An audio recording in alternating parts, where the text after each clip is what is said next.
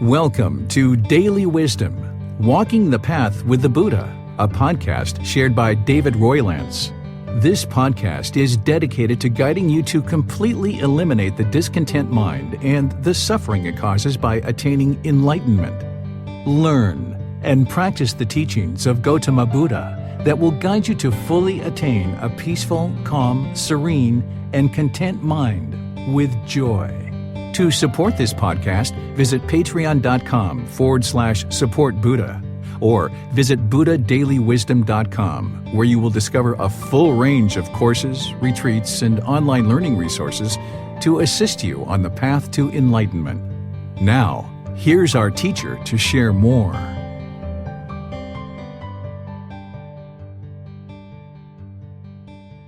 Chapter 18. God's Creative Action. You have free will. During the lifetime of Gotama Buddha, there was belief in many different gods. Gotama Buddha discusses gods throughout his teachings. But when Gotama Buddha discussed God in the below, he only spoke of one God. A common definition of the word God is God, the creator of the universe and source of all moral authority, the Supreme Being. God, Allah, all-knowing, all-powerful, omniscient, omnipotent. All is caused by God's creative action. The following is a translation of Gotama Buddha's teachings from the Pali Canon, the source of Gotama Buddha's teachings. Then, monks, I approach those ascetics and Brahmins who hold such a doctrine in view as this: whatever this person experiences, whether pleasure, pain, or neither pain nor pleasure, all that is caused by God's creative activity. And I said to them, is it true that you venerable ones hold such a doctrine in view? When I ask them this, they affirm it.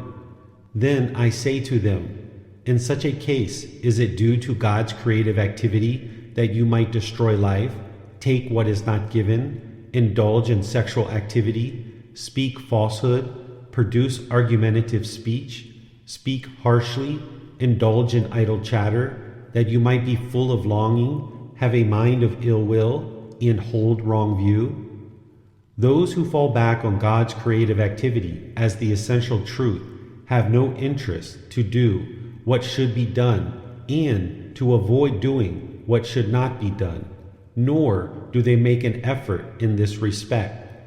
Since they do not apprehend as true and valid anything that should be done or should not be done, they are muddle-minded, they do not guard themselves, and even the personal designation, aesthetic, could not be legitimately applied to them. Gotama Buddha, reference AN 3.61. Gotama Buddha's goal was not to prove or disprove God's existence, because Gotama Buddha only taught truth that could be independently realized or understood by you through your own practice and that which leads to enlightenment. This is how you gain wisdom. Gotama Buddha never denied the existence of God, but instead taught people how to attain enlightenment while still having an understanding of God. Gotama Buddha did not teach God as being a central role in the attainment of enlightenment, but instead helped people understand how the existence of God relates to the 5 realms of existence. Gotama Buddha taught that one's attainment of enlightenment is based solely on your own determination, dedication, and diligence to actively learn, reflect, and practice teachings to train the mind, improving the condition of one's mind in life. It is possible to progress on the path to enlightenment with or without a relationship with God. The choice is up to the practitioner how they choose to proceed. This chapter is devoted to helping you understand how to attain enlightenment with or without a relationship with God. Gotama Buddha's teachings to attain enlightenment are not based on belief. These teachings are a path for you to gain wisdom which liberates the mind from discontentedness. These teachings help you to develop a pure mind to attain enlightenment. Gautama Buddha had nothing tangible to teach us that could prove or disprove God's existence, so he taught us not to be attached to God. Your attainment of enlightenment is not based on God, but instead your own determination, dedication, and diligence to actively learn, reflect on, and practice these teachings. Gautama Buddha understood that any and all attachments would cause us discontentedness. So, he taught us not to be attached to God, his existence, nor that God controls all things. If we have this view, then it renders humans powerless. If you do believe in or have an understanding of God, that would not be God's way. We know that our intentions, speech, and actions are 100% within our ability to be wholesome. God does not control us like robots. We have complete free will to think, say, and do whatever we please. Nothing in this world, other than you, can control your intentions, speech, or actions, as you have consciousness and free will. But it is our intentions, speech, and actions coming from a pure and wholesome place that will lead us to enlightenment. There is also nothing in this life that is predetermined or determined by another being. We have the full ability to make free will choices that improve our life or cause our life to decline. Everything that we have experienced, are experiencing, or will experience in life is based on our own free will decisions. The path that leads to enlightenment does not require a belief in God or a relationship with God.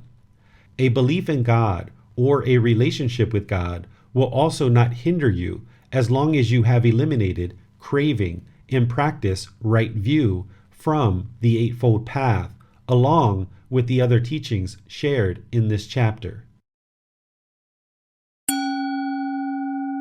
God and right view. Practicing right view while having a relationship with God would include understanding that God does not control you and grant wishes, and that you are 100% responsible for your own intentions, speech, and actions. You have the ability to eliminate discontentedness of the mind, and it is not dependent on God. Any pleasant feelings, painful feelings, or feelings that are neither painful nor pleasant are a result of your own decisions, not those of God. It is the mind's own craving, desire, attachment that causes discontentedness, not God. A practitioner needs to accept responsibility for their own decisions and the results of those decisions to establish right view. Please see the chapter titled The Four Noble Truths, Establishing Right View, Chapter 4, to deeply understand and establish right view. God and elimination of craving in the mind. Elimination of craving as it relates to praying to God would include that you do not consider God as a genie in a bottle who will grant you a wish that comes true. If your prayer consists of requests, wishes, desires, and cravings, then the mind will not be able to reach enlightenment due to your constant cravings and desires while being attached to God, asking for stuff. Have you ever prayed for a new car, a new house, or more wealth, and God instantly granted that wish? No, of course not. This is how you know the truth that God is not a genie in a bottle. And for you to accomplish anything wholesome in this life, it needs to be initiated by you and your actions. Detailed explanation of aspirations are not obtained by means of prayer is available in this same book series found in Chapter 82 of the book Generosity, Volume 13. If you choose to have a personal relationship with God, you can through prayer and giving thanks. But the constant asking for stuff from God would only be due to a practitioner's own craving, desire, attachment, and inhibit them from the attainment of enlightenment. If you choose to pray, you might consider to acknowledge in prayer that you believe in God, are open to guidance, and give thanks. Any sort of craving, desire, attachment in prayer would only inhibit a practitioner from liberation of the mind. If you have a craving, desire, attachment to exist in heaven after this life in union with God, you will need to eliminate this desire from the mind to attain enlightenment. If there is still craving, desire, attachment at the time of death, there will be rebirth.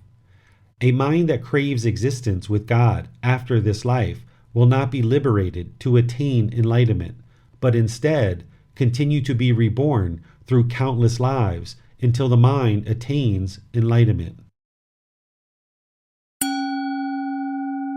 God in the natural law of Gotama. It is important to realize that if you would like change and improvement in your life, you will need to create that for yourself, because constantly asking God for change has not worked and will not work. Any improvement in your life needs to be initiated by you. If you would like a good and wholesome life, you need to create that for yourself through the natural law of Gotama. If you do good and wholesome things through your intentions, speech, and actions, you will have a good and wholesome life. All that happens in this life is a result of the natural law of Gotama, not the result of God's creative actions. God nor Gotama rewards us nor punishes us, but instead, all our own actions produce a result either wholesome or unwholesome. The natural law of Gotama is the result of our decisions. God in elimination of fear. Some traditions of teachings that include God teach human beings to fear God. God does not need to be feared. If you have belief in God, God would not be interested in having you fear, which can make the mind neurotic, but instead, know that there is an unlimited amount of love and compassion from God for you. You should be encouraged to practice these same qualities towards God and all living beings throughout your life practice. It is important that if you have belief in God, that you do not fear God. All fear needs to be eliminated as part of this path to attaining enlightenment, including any fear you may have of God. If there is fear, there can be no enlightenment. The afterlife, an undeclared teaching. An afterlife, which Gotama Buddha left as an undeclared teaching, is what happens when one has attained enlightenment in this life or at death. What happens next? This is the afterlife. Gotama Buddha did not teach about an afterlife or a soul. He left these undeclared in his teachings. He did not teach whether we exist nor not exist once we attain enlightenment and die. He shared that there is no more rebirth as a being in the cycle of rebirth, which is different than no existence at all. If we do not attain enlightenment during this life or at death, we will be reborn through the cycle of rebirth. If we attain enlightenment in this life, there will be no more rebirth in the cycle of rebirth. These are the undeclared teachings of Gotama Buddha. The world is eternal. The world is not eternal. The world is finite. The world is infinite. The soul is the same as the body. The soul is one thing and the body is another. After death, the Tathagata exists. After death, the Tathagata does not exist. After death, the Tathagata both exists and does not exist. After death, the Tathagata neither exists nor does not exist. Tathagata is another term used to refer to Gotama Buddha. Gotama Buddha is referring to himself, who was an Arahant. Therefore, you can also insert enlightened being for Tathagata. This means he left the teachings undeclared of whether a being who has attained enlightenment as an arahant after death exists, does not exist, both exist and does not exist, neither exists nor does not exist. Just like all craving, desire, attachment, if we crave the answer to these questions, it will cause the mind to be discontent. Knowing the answer to any of these questions will not lead to an individual's own enlightenment, and therefore Gotama Buddha never taught or declared these teachings. They are undeclared. There were many teachings Gotama Buddha did not share, as his main focus was to help people understand that they needed to work towards their own salvation through the process of attaining enlightenment. Gotama Buddha focused everyone's attention, the mind, and their development on the teachings that lead to enlightenment, the elimination of discontentedness, and the suffering it causes, rather than rites, rituals, ceremonies, and worship. He taught people to practice the teachings of being a good moral person that eliminates all unwholesome Kama production, producing only wholesome Kama. Gotama Buddha's teachings are about non-attachment. He was not even interested in people attaching to him, nor the existence of God, as Gotama Buddha knew enlightenment is 100% determined by our own intentions, speech, and actions. Rebirth, or the cycle of rebirth, is the process in which all beings who have not attained enlightenment during this life or at death will be reborn into a new form or formless existence in the hell, animal, afflicted spirits, human, or heavenly realms. You need to be comfortable with not knowing the answer. In other words, not craving to know what is or is not going to happen in an afterlife, as craving to know this outcome will inhibit you from attaining enlightenment and will cause rebirth. The goal is to extinguish all craving for a personal existence view, desire for form, and desire for formless. These are just 3 aspects of the 10 fetters required for enlightenment as it relates to the discussion in this chapter. If you attain enlightenment in this human existence, life will be so peaceful, calm, serene, and content with joy that you will have no need to know what comes next in the afterlife, if anything at all. You will be experiencing complete and total peace of mind and will know that if there is something after death, having attained enlightenment, it must be good.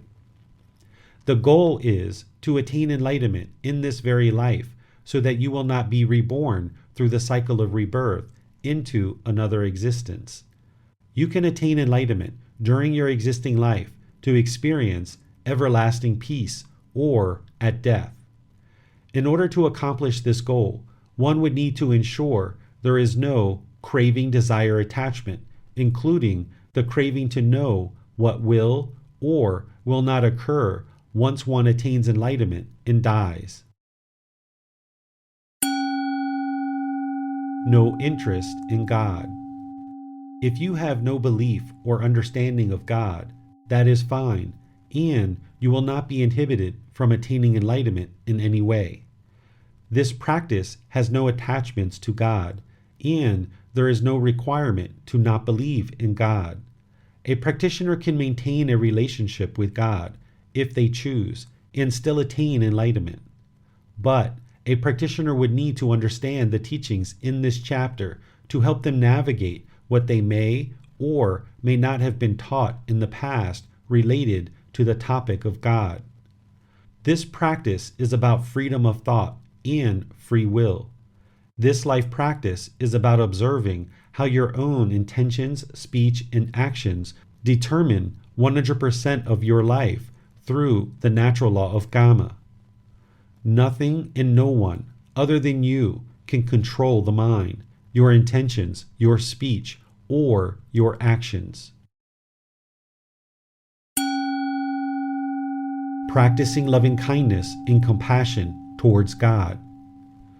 Depending on what you have been taught in the past, a practitioner can experience anger, hatred, or ill will towards God. This can be detrimental for one's own mind and progress on the path to enlightenment. Gautama Buddha taught to have loving kindness and compassion for all beings. While one does not need to have a belief or relationship with God to attain enlightenment, a practitioner would need to be sure they do not have anger, hatred, or ill will towards God.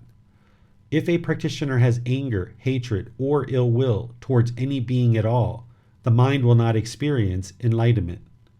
While some people are taught that God punishes us and rewards us, this is not true and could lead to harmful feelings in the mind.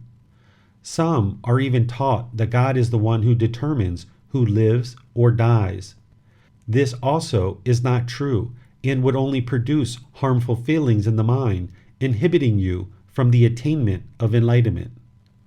If you have been taught to pray to God for the objects of your desire and have not received a favorable outcome, the mind might harbor anger, hatred, or ill will towards God, thinking that He has turned His back on you or failed you in some way. It is not that God has failed you or turned His back on you, but instead, what was taught to you was not the truth.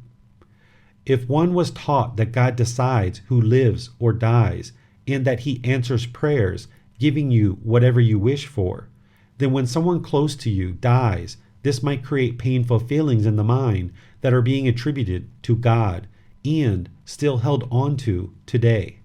A practitioner will need to let this go, realizing God does not determine who lives and dies. Instead of harboring anger, hatred, or ill will towards God, a practitioner will need to release this, realizing that what you were taught in the past is not the truth. God does not punish and reward us, nor give us what we want, but instead, it is our own intentions, speech, and actions that produce results in our life. It is our own life practice in how we conduct ourselves in the world that determines the outcomes of what we experience in life. A well-known teacher who shared many teachings about God shared, "You reap what you sow," and this is the natural law of Karma. It is important to realize that while certain venues share their beliefs of what God does and does not do, through learning and practicing these teachings, you can observe the truth for yourself without a need to believe. You can observe for yourself that the only reason why people die is because they were born. Because an individual was born, they need to die. God does not punish us through death or the death of those close to us, but instead, we need to die because we were born. This is part of the universal truth of impermanence, as discussed in the chapter titled The Four Noble Truths, Establishing Right View, Chapter 4. You can observe for yourself that God does not sit listening for prayers, granting wishes like a genie in a bottle. If He did, you could pray for anything you want right now, and it would immediately appear. This is not how the world works, despite this being taught in some venues. It is not that God does not exist or that He does not care about what we are or are not doing. It is that what some of us have been taught related to God is not true. When we are taught that God will do a certain thing and it does not happen, one might think that God does not care or does not exist. Instead, what is being taught is not the truth, which leads one to think that God does not care or does not exist, rather than realizing what has been taught is not the truth. Understanding God. If you would like to understand God, then perhaps you might consider that God is also a practitioner of these teachings, the natural laws of existence. He is the highest and most developed practitioner of these teachings because He is the one who created the natural laws of existence. Consider that He is not attached to us, but it is possible to have love and care while not being attached to others. As a parent, would you constantly restrain your child from touching the hot stove after repeated lessons to help them see that the stove is hot and that it will hurt them? Or would you eventually decide to let the child touch the hot stove so that they can see the truth for themselves, to acquire wisdom, so that they will make the wise decision to no longer touch the hot stove? God's approach, purpose, and responsibility is not to constantly restrain us, ensuring that there is never any harm that comes to us. God does not have a craving, desire, attachment to having your life progress in a certain direction. Instead, as a wise parent would, he is interested in seeing each being choose to walk towards enlightenment through their own free will choices. God's purpose is to help us and guide us to understanding these natural laws of existence if we choose to have a relationship with him and seek his guidance. He is not domineering and controlling, but instead here to help those who choose to have a relationship with him and request his guidance. He is interested in seeing all beings acquire wisdom. He is interested in seeing all beings practicing loving kindness and compassion towards each other, learning to live in harmony with one another, but he is not attached to this outcome. God is interested in seeing all beings attain enlightenment to create heaven on earth. God does not have a pre-planned path for every human being that we must follow or are required to follow. He does not require us to fulfill his desires because he does not have craving, desire, attachment for us to do anything specific. We all have free will to make whatever choices we would like to make in our life, and doing so based on the natural laws of existence will create peacefulness and harmony in our life beyond anything you could imagine. If God flipped a switch to have everything in the world function perfectly in an instant, then within a matter of seconds, the world would be right back into the same problems we have always had as individuals and as a collective society. Through our own free will, we would choose to make unwholesome decisions, taking life in an unwholesome direction because we still lack the wisdom of how to make wholesome decisions. Anything that God would do to improve upon the world would be immediately tainted, as individuals would make countless decisions through craving, anger, and ignorance, unknowing of true reality, to once again bring the world back into decline and into the darkness. Instead, a wise parent would choose to share teachings with their children to learn, reflect upon, and practice so that they can acquire wisdom to make wise decisions through their own free will as responsible individuals. The other option would be that God controls everyone. There is no free will, and we are all robots. We know this is not true reality, and no one would enjoy this type of world. Nobody would appreciate a pushy and domineering parent who is attempting to control their children, and that is why God does not practice those qualities. So, our choice is to decide to learn, reflect, and practice these teachings to acquire wisdom, leading to liberation of the mind, where it is completely peaceful, calm, serene, and content with joy, or not.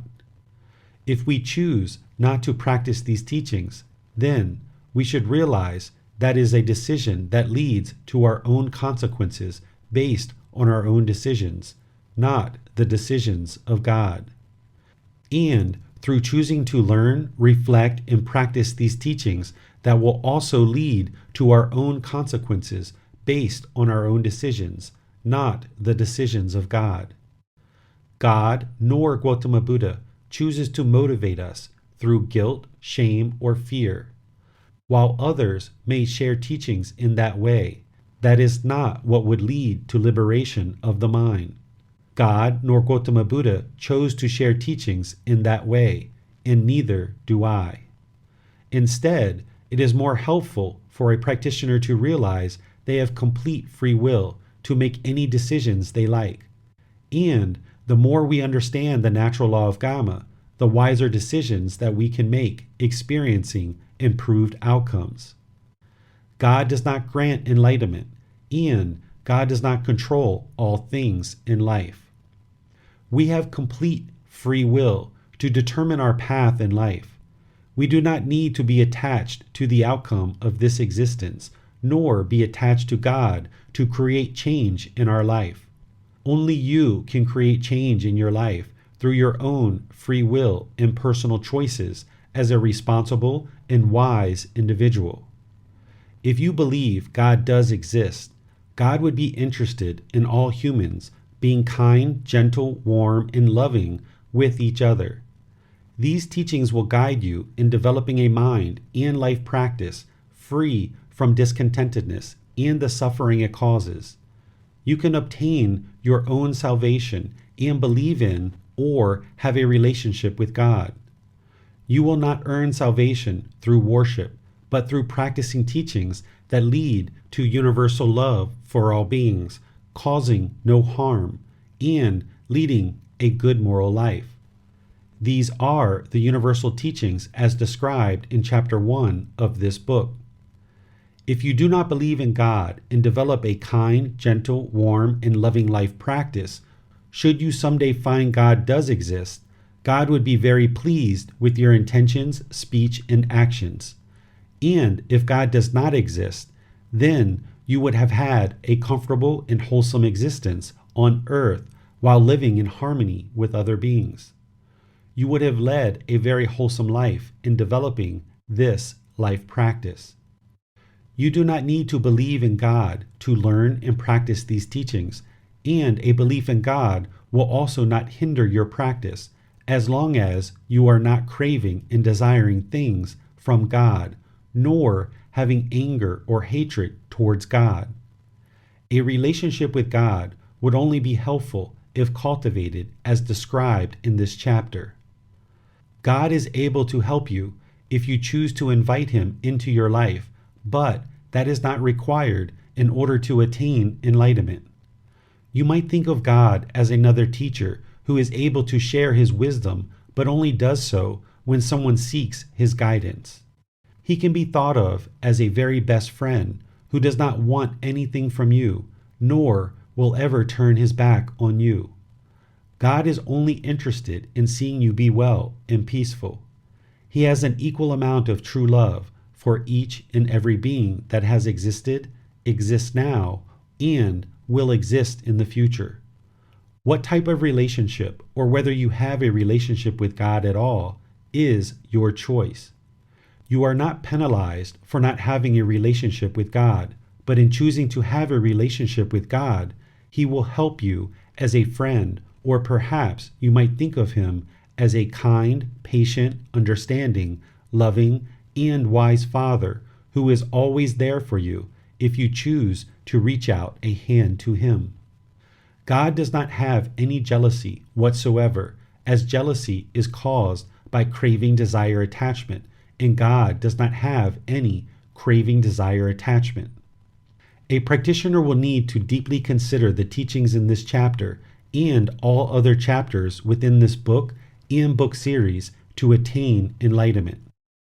All things that happen are not due to God's creative actions, and enlightenment is not granted to you by God. For this reason, you can understand, believe, and have a relationship with God, or not, while still attaining enlightenment. This is your journey, and you get to decide what is or is not included in your life journey. You are not being controlled, and you cannot gain material things from God through prayer, as everything you acquire in this life is based on your own life decisions and your own life choices through the natural law of Gotama. Choose wisely. The end of each chapter will have learning resources for further exploration. You will be able to explore the audiobook, videos, podcasts, and quizzes to deepen your understanding of the content you read in each chapter. Please see the ebook for more details on these resources. As you have questions or need clarification on these teachings, you are welcome to post those into the Facebook group, Daily Wisdom, Walking the Path with the Buddha, or contact the author privately for in-depth learning. Daily Wisdom, Walking the Path with the Buddha. Facebook.com/groups/Daily Wisdom 999. Thank you for listening to this podcast. To provide support for this podcast, visit patreon.com/support Buddha. To access more teachings, visit buddhadailywisdom.com. There, you will discover a full range of courses, retreats, and online resources to assist you on the path to enlightenment. Remember to establish a daily, consistent meditation practice, along with learning and practicing these teachings. A well-developed meditation practice is the foundation in which to train the mind to attain enlightenment.